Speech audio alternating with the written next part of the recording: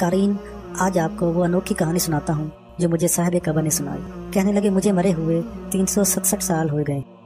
Video دیکھنے سے پہلے ہمارے یوٹیوب چینل ہدہد میسج کو ضرور سبسکرائب کریں اور بیل آئیکن کو پریس کریں تاکہ مزید آنے والی ویڈیو کی نوٹیفیکیشن آپ کو مل سکے۔ جزاکم اللہ۔ کہنے لگے مجھے مرے ہوئے 367 سال ہو گئے ہیں۔ میری قبر کا وجود ختم ہو گیا، میں زمین کا نشان بن گیا، میری ہڈیاں تک ختم ہو گئیں، لیکن بزرگ کا انوکھا اور بظاہر ناقابل یقین نظام اللہ کے ہاں چل رہا ہے۔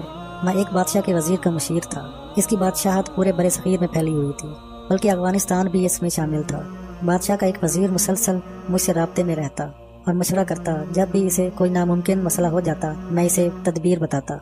دن رات گزرتے رہے، بادشاہ کو بڑھاپا آ گیا۔ بادشاہ نے سوچا کہ اپنا ولی عہد بنایا جائے۔ بیٹا بڑا تھا لیکن ذہنی معذور تھا، اس سے چھوٹا بیٹا 3.5 سال کا تھا۔ اسی دن رات کی کشمکش میں بادشاہ پریشان سے پریشان ہوتا چلا گیا۔ آخرکار اس نے وزیر کو بلایا کہ میں ولی عہد کا انتخاب کیسے کروں، تو وزیر نے اس کا حل تلاش کرنے کے لیے بادشاہ سے 10 دن مانگے۔ بادشاہ کا مزاج تھا کہ اگر اسے کوئی ناممکن کو ممکن بنا کر نہیں دیتا تھا تو بادشاہ اس شخص کو طرح طرح کی سزائیں دیتا اور بعض اوقات اسے قتل بھی کرا دیتا تھا۔ اب وزیر پریشان کہ اس ناممکن کو ممکن میں کیسے بناؤں، ایک بیٹا معذور اور دوسرا بہت چھوٹا۔ اب بادشاہ کی جو شرائط تھیں ولی عہد ہونے کے لیے کس بندے پر فٹ آتی ہیں، میں کیسے پوری کروں؟ اسی کشمکش میں میں ایک رات سویا ہوا تھا۔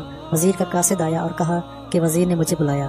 میں جب وزیر کے پاس گیا تو وہ بہت پریشان تھا اور وزیر زار و قطار رو رہا تھا کہ میں بوڑھا ہو گیا ہوں، ساری زندگی میں نے عزت وقار سے گزاری ہے، اگر بادشاہ نے مجھے ذلیل کر دیا تو زمین پر رہنا میرے لیے محال ہو جائے گا، اس سے بہتر ہے کہ میں زمین کے نیچے چلا جاؤں۔ میں ان کی باتیں سنتا رہا۔ میں نے انہیں تسلی دی کہ کوئی مسئلہ ناممکن نہیں، آپ مایوس نہ ہوں، میں اس کا حل نکال کر آپ کو دیتا ہوں۔ میں نے اس کے حل کے لیے 3 دن مانگے۔ میں رات کو سویا نہیں۔ مجھے جب بھی کوئی مشکل پیش آتی تھی تو میں 2 نفل پڑھتا اور ان 2 نفل میں مسلسل سورۃ اخلاص کی تکرار کرتا، یعنی پہلی رکعت میں سورۃ فاتحہ کے بعد سورۃ اخلاص بما تسمیہ پڑھنا شروع کر دیتا۔ مجھے تعداد کا علم نہیں ہوتا تھا اور میں گھنٹوں اس کو پڑھتا رہتا، 500، 800، 1000 مرتبہ پڑھتا جاتا۔ جب بہت زیادہ میں تھک جاتا پھر رکوع سجدے کے بعد دوسری رکعت میں بھی اسی طرح پڑھتا۔ میں پڑھتا رہا۔ ایک رات پڑھ کر تھک ہار کر سو گیا۔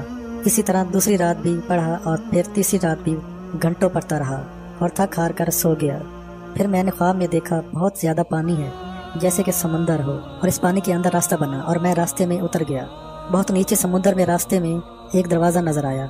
میں نے وہ دروازہ کھٹکھٹایا، اندر سے آواز آئی کون ہے؟ چونکہ میرا نام حشام ہے تو میں نے کہا حشام۔ بولے کس لیے آئے ہو؟ میں نے کہا مجھے کوئی مشکل ہے، اس کا حل لینا ہے۔ دروازہ کھلا تو اندر جگہ جگہ کارپیٹ بچھے ہوئے تھے، انوکھے راستے، انوکھی زندگی۔ میں بہت حیران ہوا۔ ہر طرف نگہبان ہاتھوں میں برچھے اور تلواریں لے کر کھڑے ہوئے تھے۔ جگہ جگہ عود کی عنبر کی دھویاں تھیں، خوشبو ہر طرف پھیل رہی تھی۔ ایک تخت پر شاہ جنات بیٹھے ہوئے تھے۔ مجھے دربان نے بتایا یہ شاہ جنات ہیں۔ میں نے جا کر انہیں سلام عرض کیا اور ادب سے وزیر کا مسئلہ بیان کیا کہ میرا مالک بادشاہ کا وزیر ہے، وہ ایک مسئلہ کے لیے بہت پریشان ہے، کیا آپ کے لیے ممکن ہے کہ آپ اس کا حل دے سکیں؟ اور باوقار اور گرجدار آواز شاہ جنات کی نکلی اور کہنے لگے وزیر کو کہو کہ سورۃ کہف پارہ نمبر 15 کی آیت نمبر 10 ربنا آتنا من لدنک رحمۃ وہیئ لنا من امرنا رشدا، اس کی ترکیب یہ ہے کہ 2 رکعت نماز نفل حاجت کی نیت سے اور استخارے کی نیت سے سوتے وقت پڑھے، اور پھر یہ آیت 101 دفعہ اول و آخر 7 دفعہ درود شریف ابراہیمی پڑھے اور سوتے وقت مسلسل اسی آیت کو پڑھتے رہیں، اور جس مقصد کے لیے استخارہ کرنا ہے اپنے اس مقصد کا خوب تصور کرے۔ 1 دن، 3 دن، 5 دن، 7 دن، 11 دن میں اللہ پاک کی طرف سے کسی نہ کسی شکل میں، خواب میں، انسانی شکل میں یا گمان یا تصور کی کیفیت میں ہاں اور نہ کا جواب مل جائے گا۔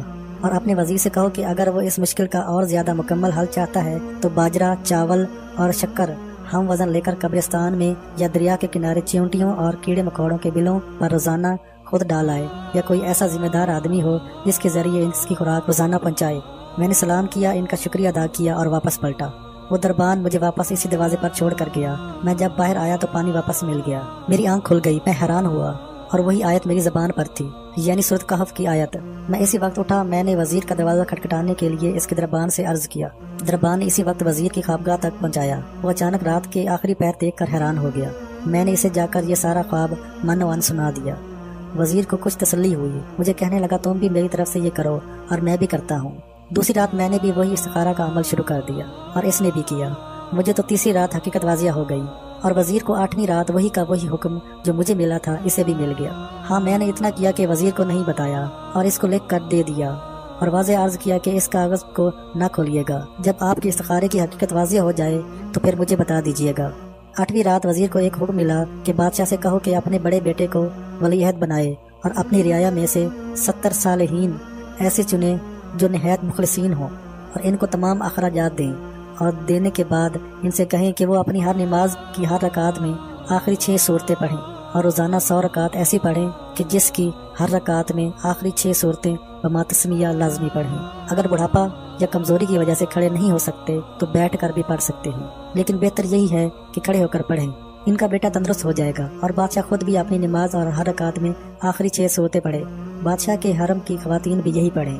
123 دن یہ عمل کیا جائے، بادشاہ کا بیٹا بالکل تندرست ہو جائے گا اور مملکت کو سنبھالنے کا اس کے اندر ملکہ ہوگا، اور اس کا دماغ، دل، جسم نہایت صحت مند ہو کر اس قابل ہوگا کہ حکومت کی بھاگ دوڑ اپنے ہاتھ میں لے سکے۔ بادشاہ بہت خوش تھا، اس نے مجھے قیمتی انعامات و اعزازات سے نوازا۔ میں بہت خوش تھا کہ بادشاہ کا مسئلہ حل ہو گیا، اور اس سے کہیں زیادہ مجھے خوشی ہوئی کہ مجھے استخارے کا نہایت کامیاب ترین عمل مل گیا۔ مکلی کے قبرستان کی وہ میت جس کا نام حشام تھا مزید بولا کہ میں نے اس استخارے کو سینکڑوں نہیں ہزاروں لوگوں کو بتایا۔ وہ ایسے کہ مفتی وقت کو میں نے یہ سارا خواب اور یہ ساری کیفیت بتائی کہ وہ بھی خوش ہوئے۔ انہوں نے لوگوں کو بتانا شروع کیا۔ جس شخص کو بھی یہ استخارہ بتایا گیا اس کو ہر حقیقت واضح ہو جاتی تھی، یا خواب کے ذریعے کوئی شخص اس کو حقیقت بتاتا تھا، یا پھر خیالات و گمان یا نیند سے اٹھنے کے بعد اس کو ساری حقیقت دل میں واضح ہو جاتی۔